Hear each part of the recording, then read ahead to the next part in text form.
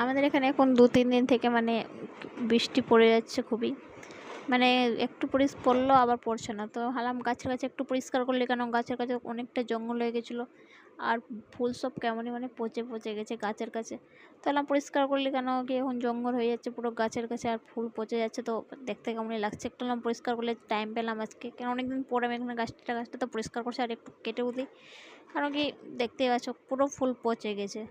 আর এইদিকেও এটা ফুলের গাছ, এখন ঠান্ডাতে মানে এগুলো ফুল ফুটে কি ফুটে না আমি জানি না, কেন আমার ছাদ বাগানে এটা প্রথম এবার ফুলটা। তো অনেক ঠান্ডাতে ওর করেও চলে এসছে অনেকগুলো, আর অনেকগুলো আমার ছাদে এখন ফুলও ফুটছে, ঠান্ডা পড়ছে আর বৃষ্টি হচ্ছে আর ফুলও অনেকগুলোই হচ্ছে আমার ছাদে। রোজই এমনি আমার কাছে ছাদে ছাদে ফুল হয়ে যায়, এই ফুলটার জন্য আমার পুরো ছাদ দেখতে খুব ভালো লাগে। আর এগুলো ফুল খুবই সুন্দর লাগে, আমার তো পুরো গোলাপ ফুলের মতন লাগে দেখতে। ওকে, টাটা, বাই বাই।